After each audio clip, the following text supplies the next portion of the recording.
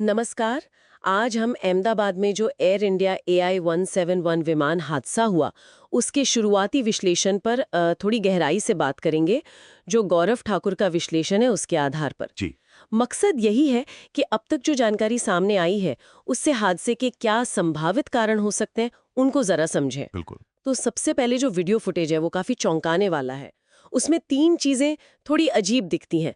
एक तो विंग्स एकदम सीधे हैं, मतलब रिट्रैक्टेड। हाँ, जिसे क्लीन कॉन्फ़िगरेशन कहते हाँ, हैं। और लैंडिंग गियर बाहर है हाँ, और विमान का अगला हिस्सा ऊपर उठा हुआ है, ये तो ऐसा लग रहा है जैसे जैसे टेक ऑफ और लैंडिंग एक साथ करने की कोशिश हो रही हो। हाँ, बिल्कुल, बहुत अजीब स्थिति है ये तो। बिल्कुल। देखिए नॉर्मल टेक ऑफ में क्या होता है कि विंग्स के जो स्लैट्स और फ्लैप्स होते हैं, वो करीब 10-15 डिग्री बाहर निकले होते हैं। अच्छा।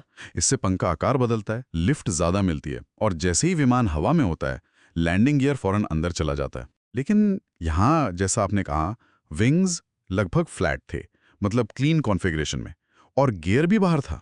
तो इस अजीब कॉन्फ़िगरेशन से तो हवा का प्रतिरोध, मतलब ड्रैग, वो तो बहुत बढ़ गया होगा। हाँ, ज़बरदस्त बढ़ गया होगा। और उस दिन जैसा बताया जा रहा है, अहमदाबाद में तापमान भी 40 डिग्री सेल्सियस था। तो गर्म हवा, उसमें तो लिफ्ट वैसे ही कम मिलती है ना? हाँ, सही कहा। गर्म हवा कम घनी होती है, तो लिफ्ट मिलना मुश्किल होता है। हालांकि ये जो बोइंग 787 है, इसके इंजन बहुत शक्तिशाली हैं। मतलब थियोरेटिकली ये फ्लैट विंग्स के साथ भी उड़ सकता है, अच्छा। पर उसके लिए स्पीड बहुत ज़्यादा चाहिए होगी और रनवे भी बहुत लंबा। और खबरों के मुताबिक इस विमान ने 3.5 किलोमीटर का वो पूरा रनवे इस्तेमाल किया था। पूरा रनवे। ओके। हाँ, फिर भी अगर कोई और फैक्टर हो, मान लीजिए जो लिफ्ट कम कर दे या ड्रैग और बढ़ा दे, जैसे कि इंजन पूरी पावर न दे रहे हों या वजन कुछ ज्यादा हो, तब क्रैश हो सकता है। तो ये किस तरफ इशारा कर रहा है, मतलब तकनीकी खराबी या पायलट की गलती? क्योंकि आंकड़े तो कहते हैं कि ज्यादातर करीब 65% हादसों में पायलट एरर होता है। देखिए जांच तो अभी चल रही है, पर अगर हम पुराने हादसों को देखें तो ऐसे मामले हुए हैं जहां फ्लैप्स नहीं खुले। जैसे? 2008 में मैड्रिड में एक MD-82 विमान था। हम्म। उसमें पायलट ने चेकलिस्ट का एक स्टेप छोड़ दिया था और एक रिले भी खराब थी, तो हम्म। चेतावनी अलार्म भी नहीं बजा। ओहो। नतीजा ये हुआ कि विमान मुश्किल से मतलब 40-50 फीट ही ऊपर उठ पाया हम्म। और कुछ 100 मीटर दूरी गिर गया। उसको स्पीड चाहिए थी करीब 380, मिली सिर्फ 250 किलोमीटर घंटा। सिर्फ 250? ओके। हाँ, और ऐसा ही एक डेट्रॉइट में हुआ था 1987 में हम्म। DC-9 के साथ। हम्म। वहां भी गर्म मौसम, लोड ज्यादा, हम्म। विंग्स नहीं खुले और अलार्म सिस्टम फेल हो गया। हम्म। वो भी करीब 40-50 मीटर ऊपर जाकर 800 मीटर दूर क्रैश हो गया। तो ये मामले सुनने में तो कुछ-कुछ AI-171 जैसे लग रहे हैं, लेकिन आप कह रहे थे कि AI-171 काफी अलग था। वो ज्यादा ऊपर गया, ज्यादा देर हवा में रहा। हाँ, हाँ, ये बहुत महत्वपूर्ण अंतर है। देखिए AI-171 जो है, वो करीब 625 फीट की ऊंचाई तक गया। 625 फीट? हाँ, और लगभग 30 सेकंड तक हवा में रहा।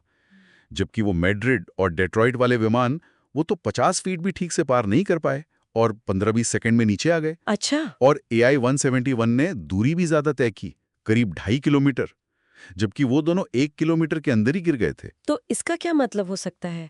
क्या 787 के इंजन ज्यादा पावरफुल हैं या विंग स्पैन बड़ा है इसलिए? हाँ, ये कारण हो सकते हैं। 787 के इंजन वाकई ज्यादा शक्तिशाली हैं, विंग स्पैन भी बड़ा है।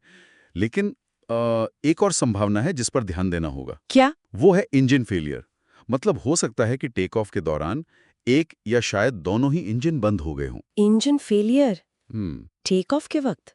हाँ, हो सकता है कि शुरुआत में थोड़ी लिफ्ट मिली, विमान ऊपर उठा, लेकिन फिर इंजन ने काम करना बंद कर दिया। अभी हाल में एक वीडियो की बात चल रही है जिसमें एक तेज आवाज सुनाई देने और एक छोटा सा डॉट दिखने की बात है। वो शायद रैम एयर टरबाइन यानी RAT हो सकता है। RAT?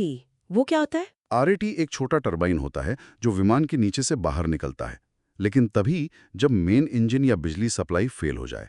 ये इमरजेंसी में थोड़ी पावर देता है। अच्छा, तो ये एक बड़ा संकेत हो सकता हो है। सकता है, बिल्कुल। तो स्पीड का क्या?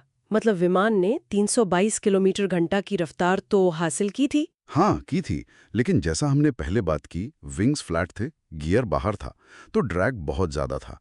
उस स्थिति में लगातार ऊपर चढ़ने के लिए शायद, मेरा अंदाजा है, करीब 450 किलोमीटर घंटा की रफ्तार चाहिए होती।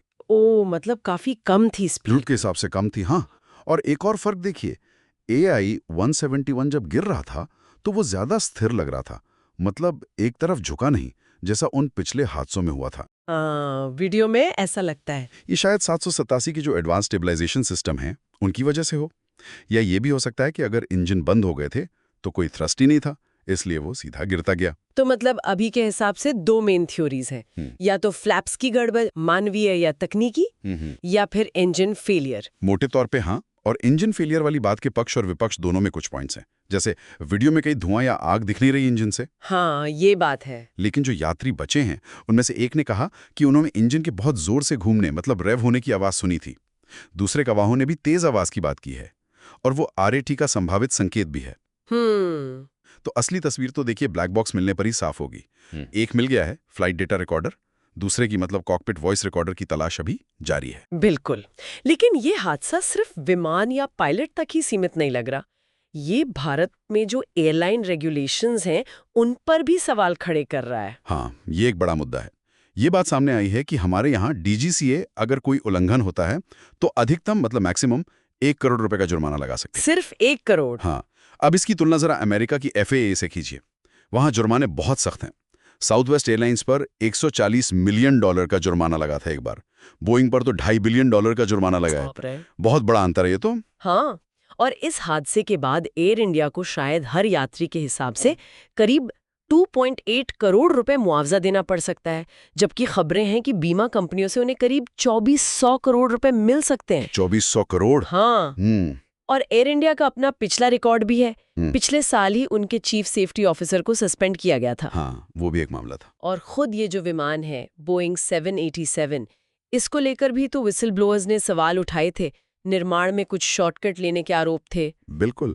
और ये भी बात आई थी कि कुछ विसल ब्लोअर्स की मौतें भी हुई, वो भी रहस्यमयी परिस्थितियों में। ये सब बातें भी ध्यान में रखनी होंगी। हाँ, ये पूरा कॉन्टेक्स्ट देखना जरूरी है। तो आखिर में एक सवाल बचता है, जब नियम शायद उतने मजबूत ना हो, कंपनियों के अपने पिछले रिकॉर्ड पर सवाल हों और सामने इतनी बड़ी शक्तिशाली कॉरपोरेशंस हों, तो क्या यात्रियों की सुरक्षा की जिम्मेदारी आखिर में सिर्फ मुआवजे तक ही रह जाती है? खासकर हादसों के बाद ये सोचने वाली बात है।